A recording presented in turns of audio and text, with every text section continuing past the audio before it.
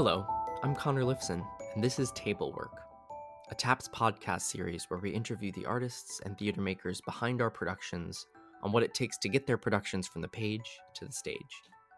This episode features Aleta Hayes, Senior Lecturer of Dance in TAPS. Join us as she talks about her upcoming piece called Trip to the Moon, which is part of Spring Rise Up, a Dance Sensorium on the TAPS main stage. It opens May 22nd in the Elam Theater. Hi, Aleta. I have so been looking forward to talking with you about your upcoming piece. Thanks for coming on the show. Thank you for inviting me. Can you tell us a little bit about Trip to the Moon and how it fits within the larger Spring Rise Up, a Dance Sensorium? The Trip to the Moon is the Chocolate Heads project for this year. It's interesting you're asking how it fits into the Spring Rise Up Dance Sensorium. I'm one of the three choreographers um, that are offering three very different pieces. So how does it fit in? I'm not sure that it fits in. I just think that the sensorium is the best description of how we're all doing, I think, probably very different things. So if you come to our show, you will see that. Exciting. Could you talk about where like the idea for the Trip to the Moon, like your piece in this show, like where did that idea originate from? It's a little bit of a process, but in the very beginning, Chocolate Heads is a co creation project where I prompt the students to uh, answer or meditate on or create from different prompts. And one of the things I wanted to find out from them is how could, in a time of crisis, we create a possibility space? We've played a lot of future oriented games, actual games. Like there was a man who named Iowa from the D school who had a game, and then that we played a future descendant game, and we created a thing from the future. So we played a lot of games to try to come up with different ways of thinking about the future. And then we created quite a bit of material. But what I realized is that the future or the time oriented aspect would not get us to where we wanted to go.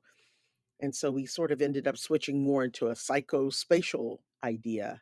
And one of the things that got created through those games, though, is this terrain called Clubbing on the Moon. It was like a bingo moment for me because I thought of a story from a book that I had seen on shamanism.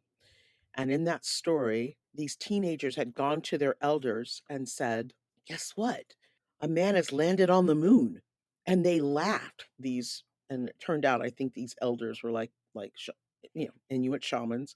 And they said, "Oh, that's nothing. We've gone to the moon many times." And I realized that the moon, of course, is not just a place, destination, somewhere to land, but it's a place of imagination and possibility and thinking. And so that's how we ended up creating a trip to the moon. And then a very good friend of mine recommended that I look at the 1902 film Trip to the Moon, which is, of course, very famous, has a very different focus. It's more like a colonial trip to the moon.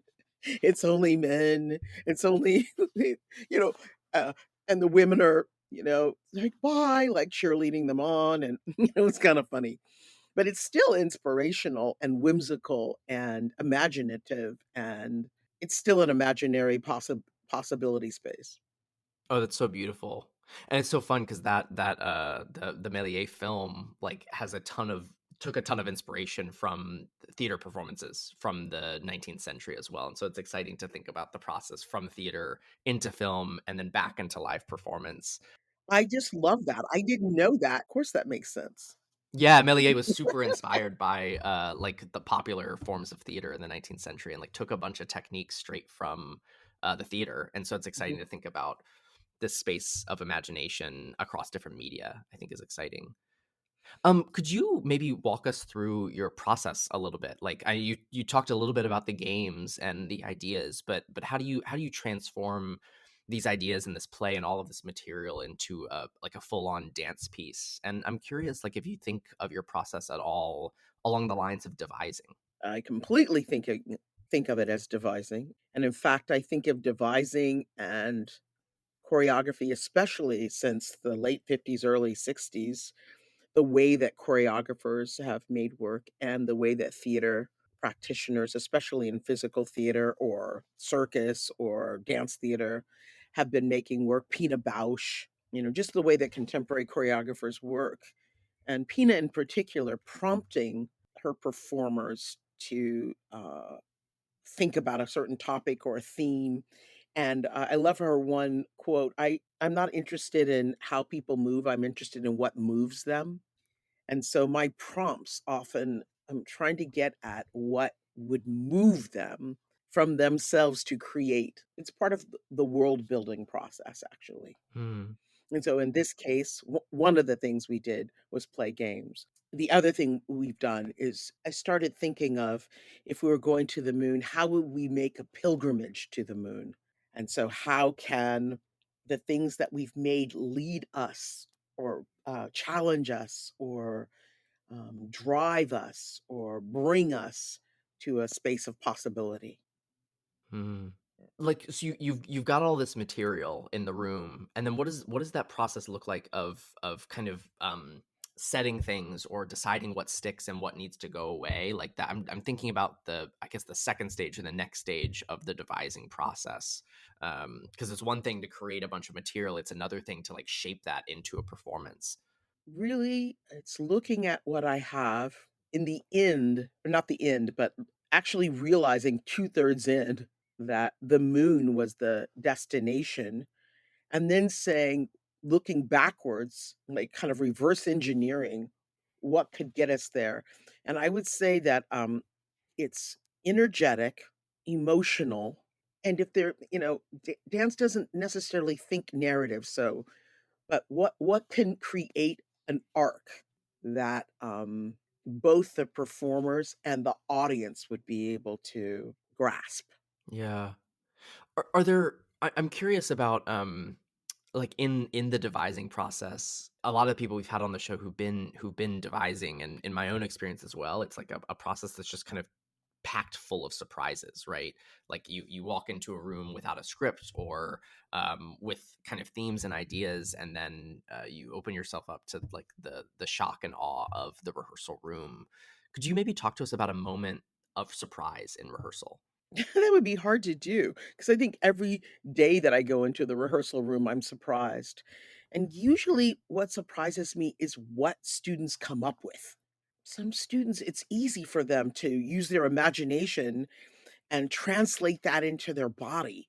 Like, they just take it up. I think that's surprising in and of itself, that you're able to ask a question that can manifest something you've never seen before, and I think that's what a little bit that I'm looking for. I'm looking to be surprised. I'm looking to see something I haven't seen, and that's why I love the Chocolate Heads project process, because at least half of the time, I will see something that I haven't seen before, and it doesn't mean that it goes in the piece. Not everything I see goes into the piece, but also everybody will respond when it happens. It's not just me.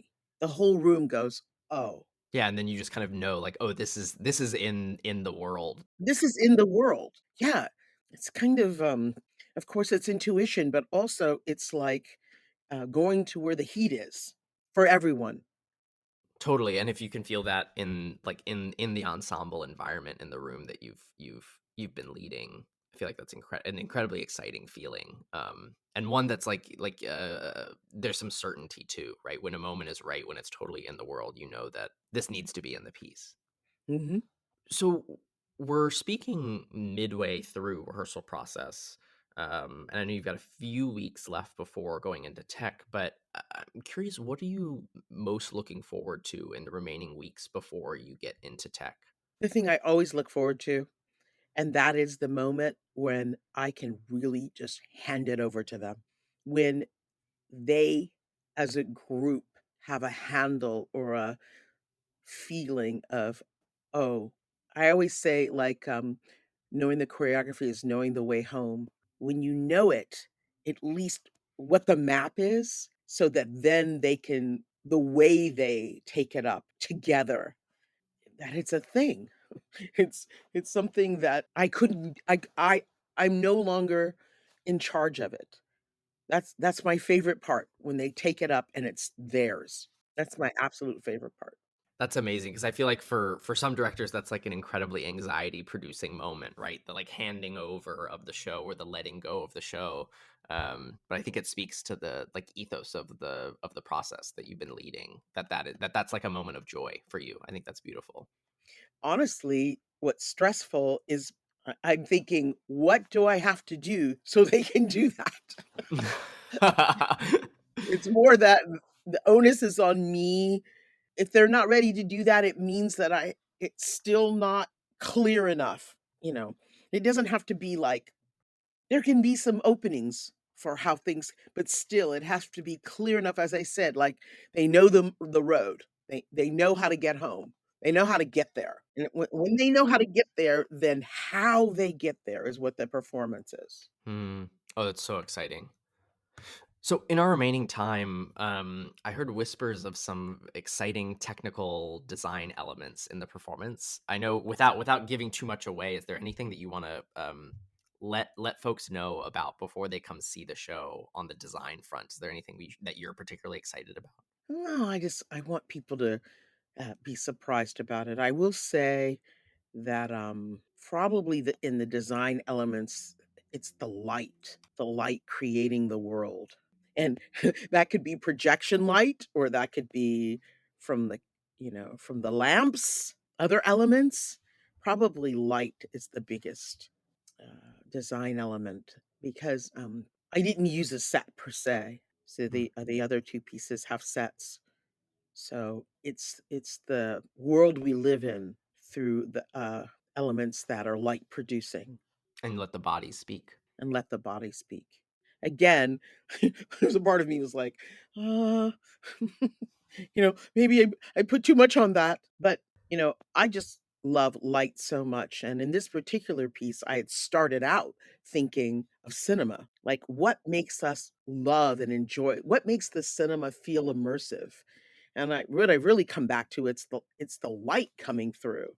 Yes, it's the images, and I love that. I love that it's really dependent on the images.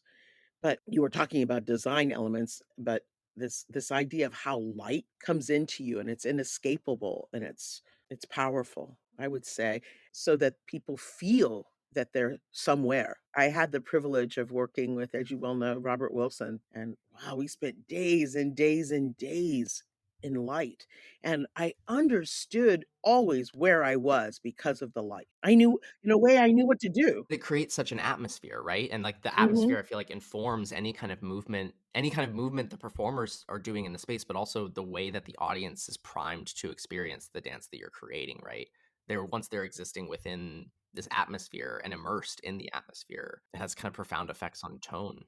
And it's not eliminating anything else. Of course, I think we're gonna have fantastic costumes. I'm working with a longtime collaborator on the music, which I don't know what it is yet, but, I think what you were hinting at, I would say comes out of my desire to continue to think about what light can do to create a Mm. space.